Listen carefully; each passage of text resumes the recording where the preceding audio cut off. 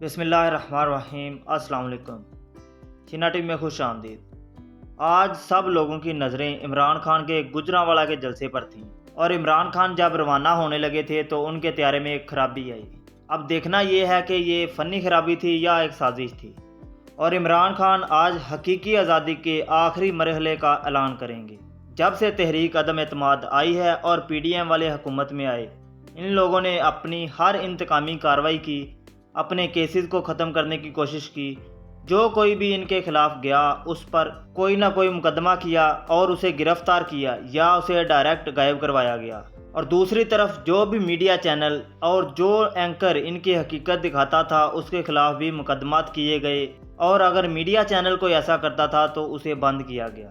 P D M والے اپنے انتقام کے لیے ہر حربہ استعمال کر چکے ہیں۔ عمران خان پر ابھی تک 20 سے اوپر مقدمات یہ لوگ کر چکے ہیں، اور کپتان نے اپنے سارے مقدمات کو عوام کے سامنے رکھا۔ عوام کے سامنے یہ ساری چیزیں رکھیں، توہین عدالت، غداری اور دہشت گردی کی طرح کے کئی مقدمات کیے تاکہ عمران خان کو گرفتار کیا جا سکے۔ سب لوگ یہ جانتے ہیں کہ عدم اعتماد کے حوالے سے اس میں امریکہ نے سازش کی، اور ایک ٹائم میں یہ تحریک عدم اعتماد 3 ممالک کے اندر لائی گئی، اور اس تحریک عدم اعتماد کے حوالے سے امریکہ یہ چیز خود بھی تسلیم کر چکا ہے، اور اپریل سے لے کر آج تک عمران خان نے صرف پی ڈی ایم سے صاف اور شفاف الیکشنوں کا مطالبہ کیا۔ عمران خان نے یہاں جمہوریت کو ترجیح دی۔ اگر وہ چاہتے تو 3 ووٹوں پر کھڑی شہباز شریف کی حکومت کو گرا سکتے تھے ان ووٹروں کو خرید کر، لیکن عمران خان نے ایسا نہیں کیا۔ عمران خان نے یہ فیصلہ عوام کے ہاتھوں سے کروانے کے لیے چھوڑا اور الیکشن کا مطالبہ کیا، اور جب وفاق میں تحریک عدم اعتماد کامیاب ہوئی، پھر انہوں نے پنجاب حکومت پر دباؤ ڈالا اور زبردستی وہاں پر حمزہ شہباز سے حلف اٹھوایا گیا اور ضمنی انتخابات کروائے گئے، اور ضمنی انتخابات جیت کے جمہوری انداز میں حمزہ شہباز کی حکومت کو عمران خان نے ختم کیا۔ اور جب یہ دیکھا گیا کہ یہ عمران خان ہم سے سنبھالا نہیں جائے گا تو اسے قتل کروانے کی بھی سازشیں کی جاتی رہیں۔ عمران خان کو نااہل کرنے کے لیے ہر ممکن حربہ استعمال کیا گیا۔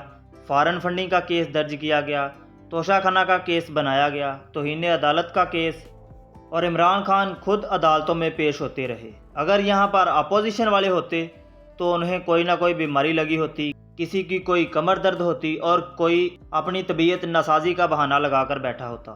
اس سے پہلے کئی دفعہ عدالت کی توہین کی جا چکی، اور اصل معنوں میں اگر دیکھا جائے تو وہ اصل توہین عدالت تھی جو نون لیگ والے کرتے رہے۔ عدالتوں پر نون لیگ نے چڑھائی بھی کی۔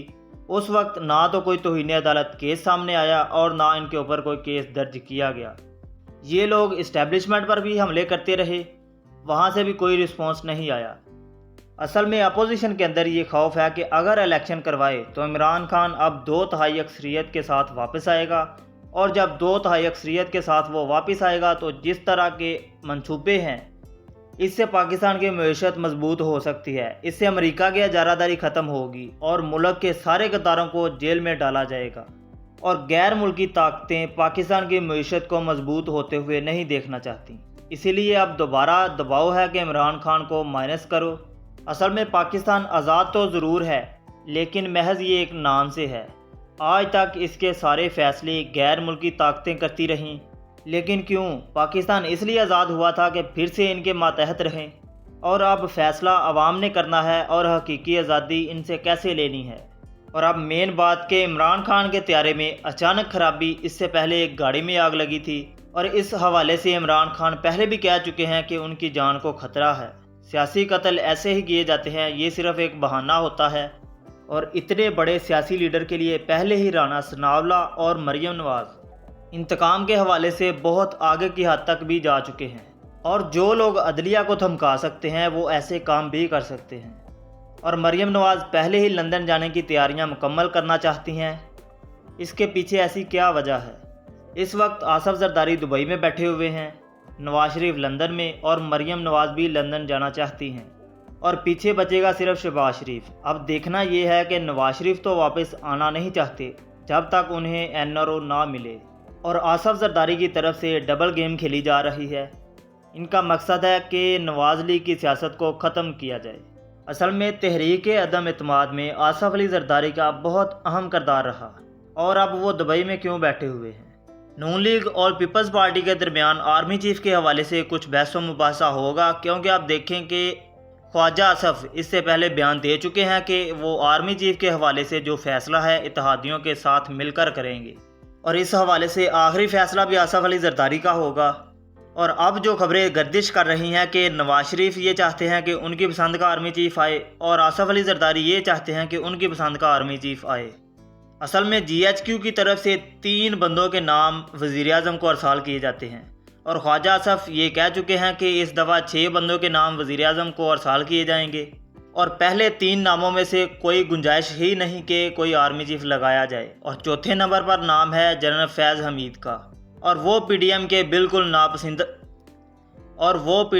बिल्कुल नापसंदीदा आदमी है। और 5वें नंबर पर नाम आता है जनरल आमिर, जो कि गुजरांवाला से बिलोंग करते हैं, और वो जनरल कमर जावेद बाजवा के साथ पहले लंदन में नवाज शरीफ के साथ मुलाकात कर चुके हैं, और सोशल मीडिया पर ये खबरें गर्दिश कर चुकी हैं कि अगले आर्मी चीफ ये होंगे।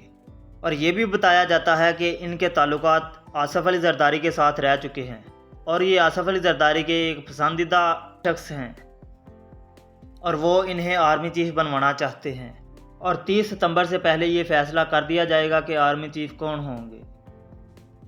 वीडियो को लाइक करें और चैनल को सब्सक्राइब करें। शुक्रिया।